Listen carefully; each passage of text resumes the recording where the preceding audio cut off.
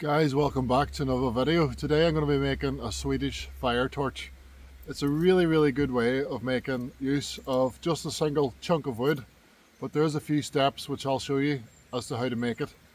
First thing to note is that you do need a few basic tools. I have pretty basic hatchet, a folding saw and some wire. I'm going to make this nice and easy, guys, and just do a few different steps. So step number one, get your saw, take your gloves and go and find a fallen tree so we can harvest just a chunk of wood.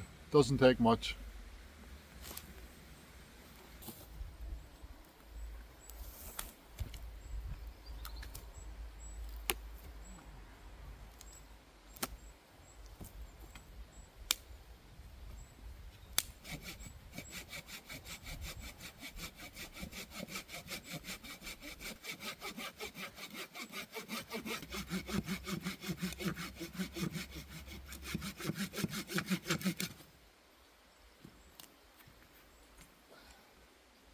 Well guys, there's step number one complete.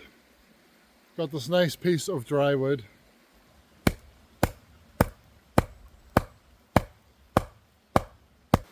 Try and get it right in the middle, if possible. Line it up.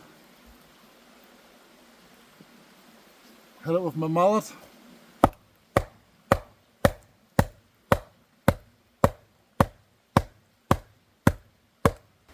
If this was a shorter piece of wood, this would most likely be a lot easier.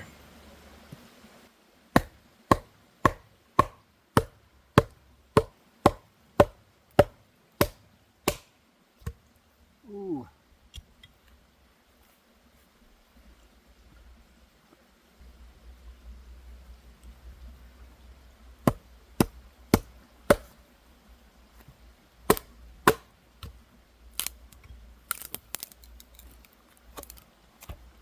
Not quite split perfect here. We have a split hanging off.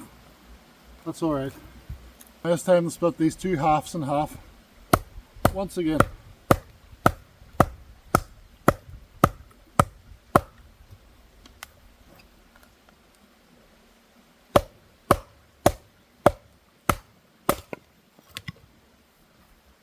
First one.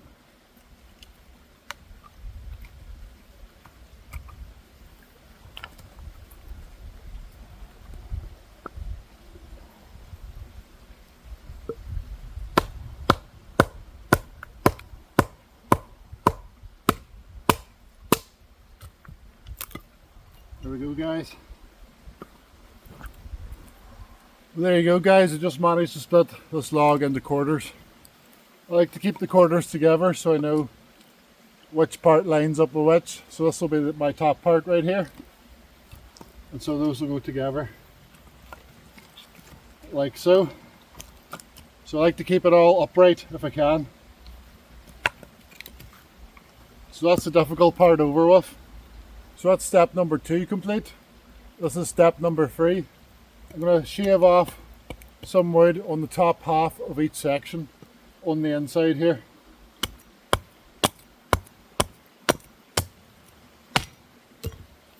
There's the third bit. As you can see, this is the quarter that's split, so I'll try and keep that together best I can. And the last piece. What happens then is that when these are placed together, there's a gap here, and that's where we can start the fire inside the log.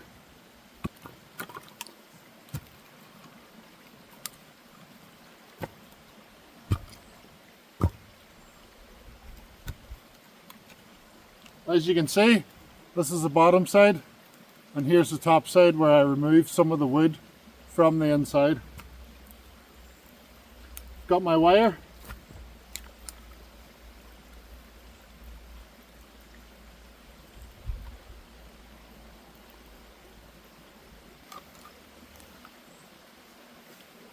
Luck would have it. Got a little stump here. I use a little twig.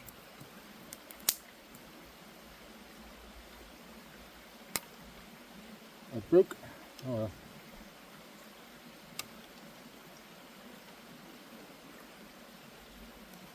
There you have it, guys. Does not need to be perfect. Just for a bit of fun really, but It's a nice way to get a lot of fire from one piece of wood. This will last a couple of hours easily, and once it starts burning, the air comes through it. It just keeps it lit so easily until it dies out. Voila! There we go. I've got these wooden fire starters. Just going to stuff one in and see how we get on. Can always use a second one if I need to.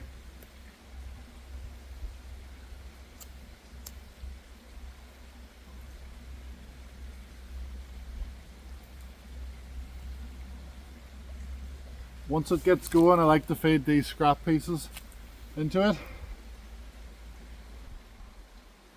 There is small gaps, of course, where the 4 quarters are joined together, and those will become more prominent as it starts to burn.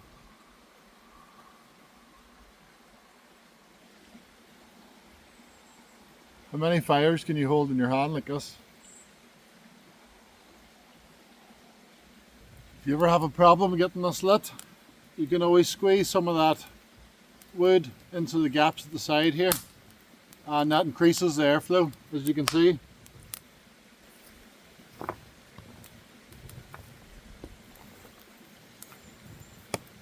A few rocks help stabilize it.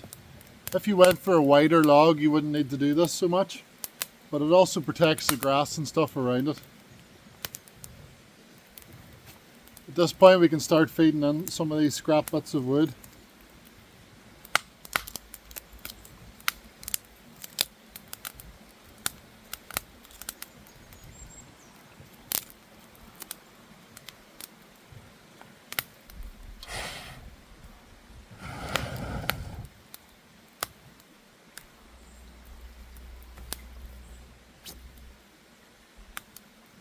It's also quite easy to get the fire up and going if it ever does begin to die down. You can just use one of these cracks.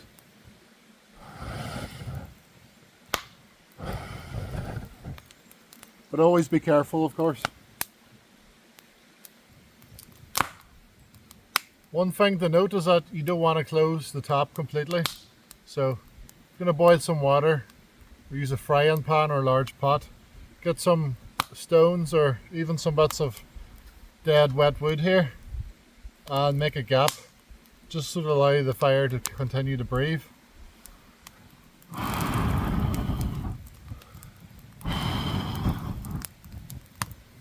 That shouldn't take too long to warm up this water.